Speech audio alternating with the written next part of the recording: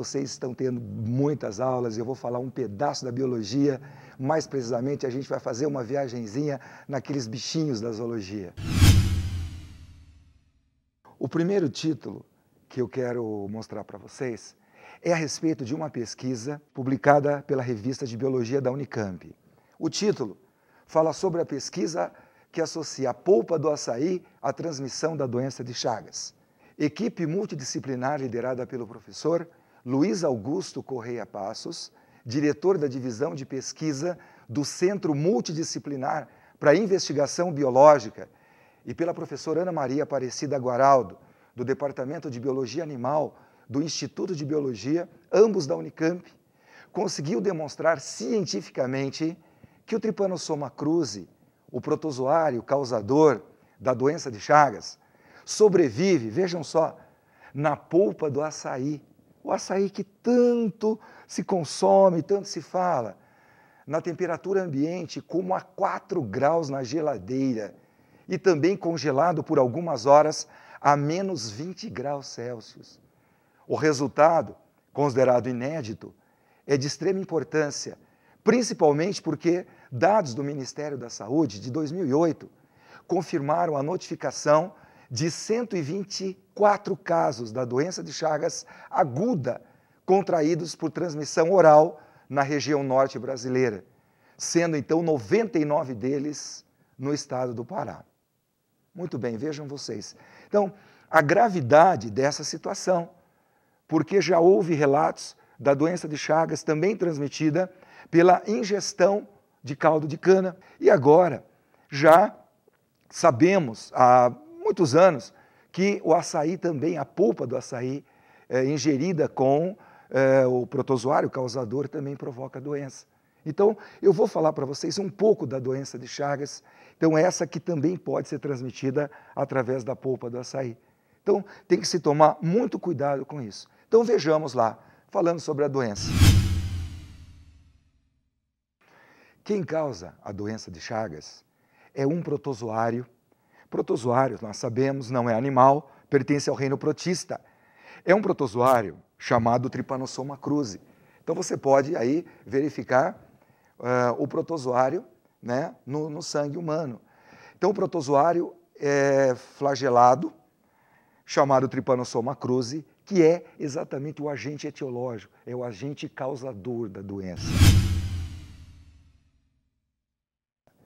Já o vetor, isto é, o transmissor, é um inseto, não mosquito, e sim um percevejo, conhecido vulgarmente como barbeiro, chupança.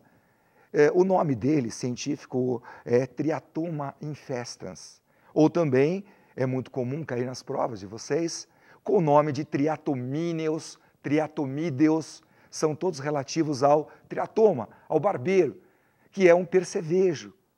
Então, ele, de fato, transmite, não causa. Ele é o vetor, ele é o transmissor, como vocês podem ver, esse inseto. Tá? Então, quem causa é o protozoário Trypanosoma cruzi. E quem transmite, isto é, o vetor, é esse barbeiro. E uma região endêmica, pode mudar de tela, uma região endêmica da doença de Chagas acaba sendo o Nordeste, né, em termos de Brasil. Porque, simplesmente, esse tipo de habitação, que é muito comum no Nordeste, também serve de ninhos para os barbeiros. Os barbeiros fazem ninhos, quer dizer, eles são locais da alta reprodução do barbeiro. Então, por isso que essa alta incidência na região Nordeste e essa forma endêmica da doença de Chagas lá. Mas nós temos observado que também fora desse eixo, né, de endemia, temos no norte, principalmente no Pará, muitos casos adquiridos pela ingestão desse açaí. O açaí amassado ali, junto com o barbeiro. Claro que o barbeiro precisa estar contaminado, né, com o Trypanosoma cruzi, e o barbeiro estando contaminado, se ele for amassado ali, triturado junto com o açaí, ou como aconteceu aqui no sul, com a cana-de-açúcar, para se fazer o caldo, então a pessoa ingerindo aquele suco cheio de tripanossomas, ele tem não uma forma crônica, porque a característica dessa doença, ela ser crônica, é a cronicidade. Ela começa, assim, a apresentar sintomas depois de 3, 4, 5 anos, às vezes. E nesses casos, não. Nesses casos, em uma semana, a carga de tripanossomas é tão grande que ele tem já de cara sintomas da doença e ele pode, inclusive, tratar dessa maneira. E nesses casos é possível a cura. Mas também é possível que a carga seja muito grande e a pessoa venha a falecer. Mas a característica da doença não é essa. A característica é ela ser crônica, então ela aparecer depois de muitos anos. Mas aí também, assim, o tratamento fica difícil, uma cura aí efetiva não tem, existem medicamentos que vão prolongar a vida da pessoa, mas uma cura efetiva não tem, e até hoje uma vacina que funcione também não tem. Então, vamos observar que a transmissão, tá, nesse gráfico, nesse resumo, 80% mais ou menos é transmitida de forma vetorial, ou seja, pelas fezes do barbeiro. De 5% a 20%, transmissão sanguínea, quer dizer, através de transfusões, a pessoa tem a doença de Chagas, tem o Trypanosoma cruzi no sangue, e são locais, às vezes, muito, assim, ainda sem equipamentos, despreparados para fazer esses testes, né? Lugares muito pobres, então são transfusões feitas sem testes e que podem transmitir a doença. E de forma vertical, que já não é tão evidente assim, não é tão alta a transmissão, mais ou menos 1%, que é a amamentação congênita. No caso congênita, é a mãe passar para o filho durante a gestação. E também essa forma oral aí de açaí, de caldo de cana.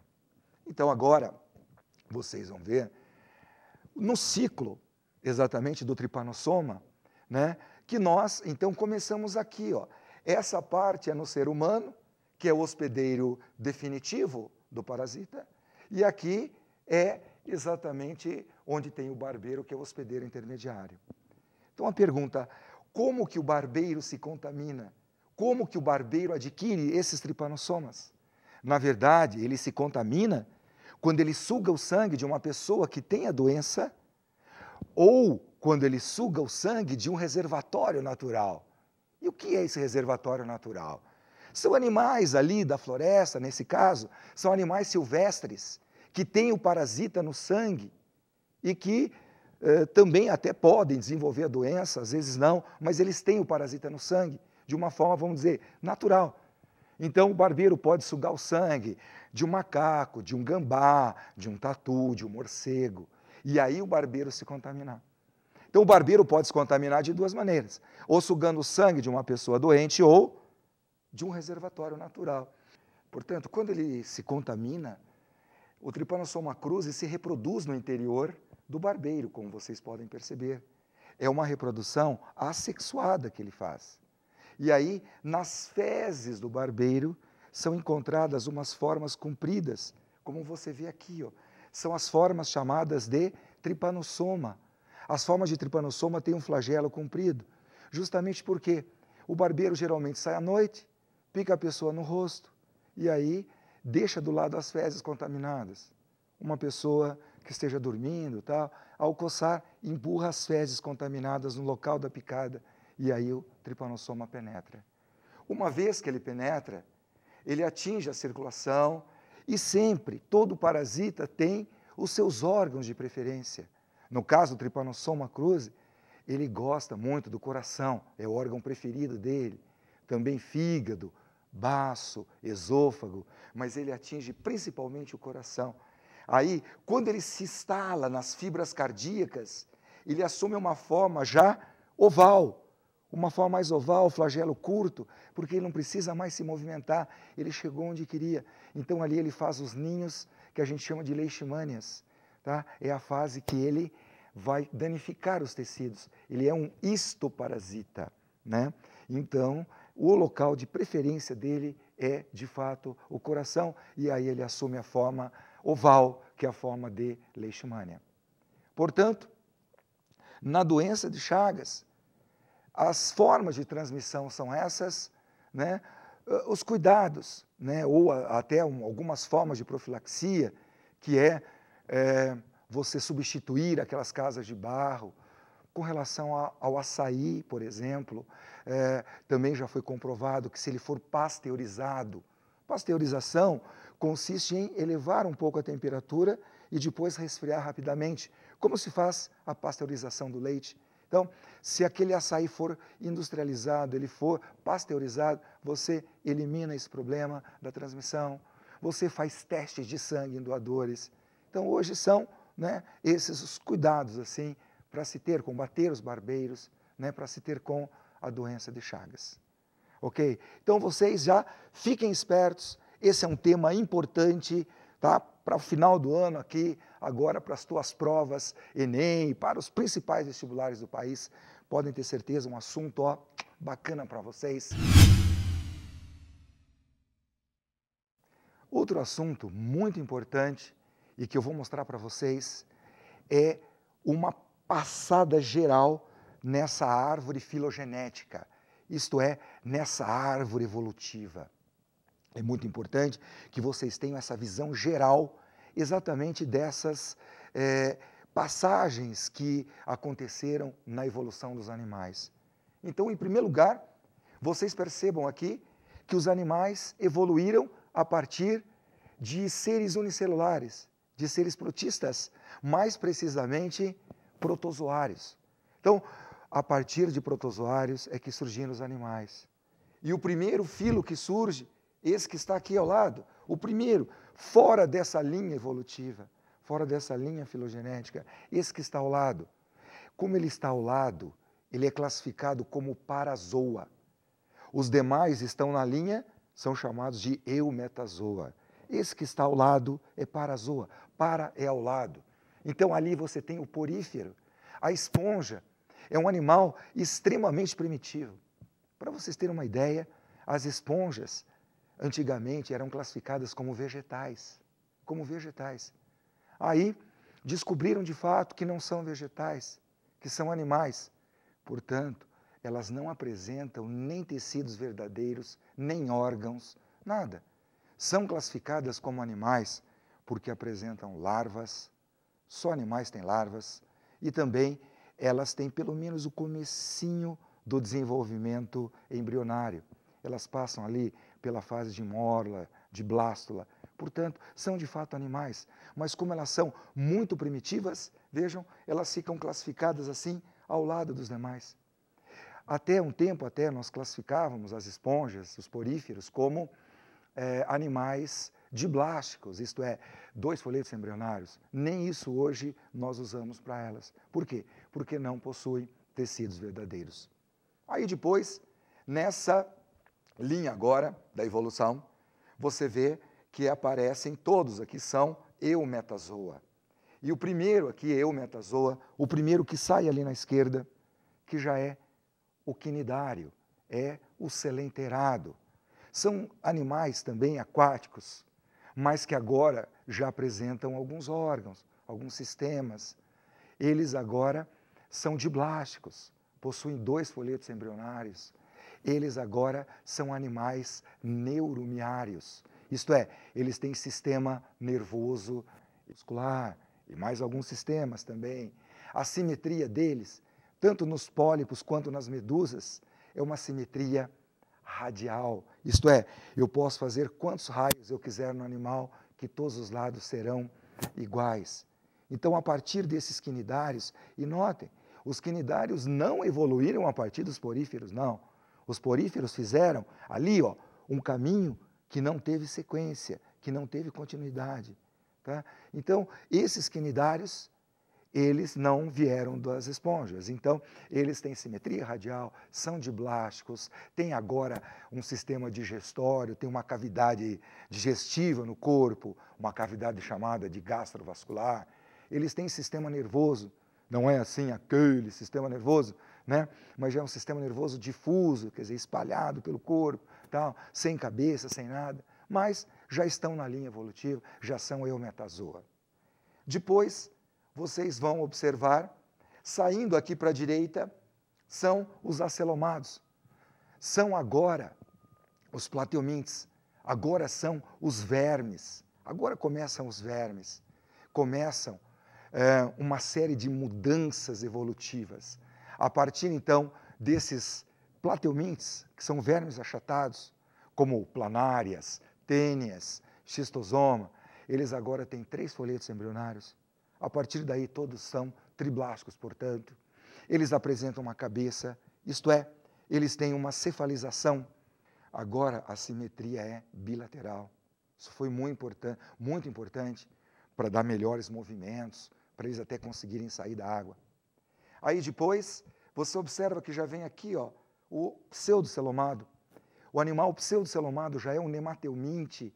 É a primeira vez agora que aparece uma cavidade no corpo de um animal.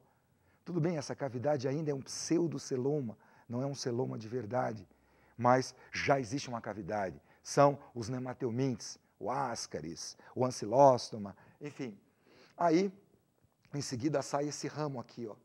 Esse ramo, praticamente, eles têm o mesmo nível de evolução.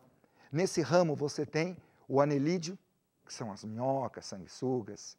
Você tem os artrópodes, que é o maior filo que existe na face da Terra. Esse filo dos artrópodes é maior do que todos os outros animais e vegetais juntos. E tem o filo dos moluscos, que é o segundo maior. E, basicamente, eles têm o mesmo nível, a mesma faixa evolutiva. Eles agora são celomados, eles têm celoma, eles têm agora uma cavidade no corpo, revestida totalmente pelo mesoderme. Eles são protostômios, eles são os únicos animais celomados e protostômios. São anelídeos, são artrópodes e são moluscos. E, finalmente, vem esse último nível aqui, que são os mais evoluídos, portanto, os equinodermas, ou seja, as estrelas do mar, os ouriços do mar, e o nosso filo, que é o filo dos cordados. Então, aí você tem os cordados, os peixes, anfíbios, répteis, aves, mamíferos, e até alguns mais primitivos, como o anfíoxo. Quer dizer, então, nesse final, você pode pensar, poxa, mas uma estrela do mar, como é que pode? Está lá no final, né? Não tem cabeça, não tem olho, nada. Acontece que nesse final são os animais enterocéricos e deuterostômios. Quer dizer, eles não são mais protostômios, como eram os outros. Protostômio é quando o blastóporo dá origem à boca. Blastóporo é uma cavidade da gástrula. Então, quando aquele blastóporo, aquela abertura da gástrula, que é o blastóporo, dá origem à boca, o animal é protostômio. Quando ele dá origem ao ânus e a boca é uma nova formação, ele é deuterostômio. E só existem dois grupos ali, né, para nós, no nosso esquema aqui, de deuterostômios, os equinodermas e os cordados. Existem outros, mas são muito inexpressivos, enfim, né, a gente ignora. Mas, então, esses são os deuterostômios, os equinodermas e os cordados. E também enterocélicos, quer dizer, eles têm um celoma formado de bolsas que saem do arquêntero. Então, por essa razão, eles estão lá no topo, né, da evolução. Correto? Muito bem, então eu vou pegar um assunto aqui, ó, exatamente, eu vou pegar tirar o artrópode, é o que você vai ver na próxima tela, para explicar para vocês do inseto, exatamente, que é uma classe dentro dos artrópodes, é sobre a reprodução dos insetos. É algo, assim, muito importante. Peguei um tópico ali do artrópode, mais precisamente do inseto, para mostrar para vocês. Então, os insetos, que têm ali quase 1 milhão de espécies, eles são geralmente dioicos. Então, sobre a reprodução dos insetos. Notem, eles são dioicos. Dioicos quer dizer que eles são de sexos separados. A fecundação deles é interna. Claro, isso possibilitou ir para o ambiente seco, né? Foi uma das adaptações. E alguns até fazem partenogênese, que é uma reprodução muito especial. É quando um óvulo se desenvolve sem fecundação, como é o caso do nascimento do zangão nas abelhas, né, de pulgões. Mas uma coisa importante, vamos mostrar lá, uma coisa muito importante é sobre o desenvolvimento dos insetos. É um tema muito importante. Quanto ao desenvolvimento, não é apenas direto ou indireto. Primeiro, inseto ametábulo. O que é um inseto ametábulo? É o inseto sem metamorfose. Isto é, do ovo já nasce o inseto adulto. Ele só faz aquelas trocas de esqueleto, aquelas mudas ou equidizes e cresce, como você pode ver, né? Ele só cresce. Exemplo disso, ó, são as traças. Tá? Agora, hemimetábolos. Hemi é metade. Hemimetábolo é um inseto com metamorfose incompleta. Nesse caso, ele tem o ovo, como você pode ver na tela, né? Pode mudar. Tem o ovo, depois tem uma fase aqui no meio que é a ninfa, que é quase o adulto, falta ainda alguma coisinha do adulto, e depois tem o adulto. Portanto, quando tem a ninfa, você classifica como hemimetábolo. É o caso de percevejos, gafanhotos, grilos, libélulas, cigarras. E o próximo desenvolvimento, que é o holometábolo. Holo é inteiro, total, metamorfose completa, onde tem o ovo, a larva, a pupa e o imago. O imago é a mesma coisa que adulto. Então você pode ver no esquema, aparece então o ovo, depois do ovo vem a larva ou a lagarta, certo? Essa larva que pode até se desenvolver na água, matéria orgânica, depois, em seguida, ela se fecha num casulo, vira pupa ou crisálida, para depois formar o adulto. É o caso de borboletas, abelhas, formigas, besouros, né? Enfim. Então, pessoal, essa classificação que eu mostrei é muito importante. O pessoal gosta muito de pedir para vocês, né? Espero que vocês tenham aproveitado essa aula. Eu desejo tudo de bom para vocês, bastante sorte, um abraço e até lá.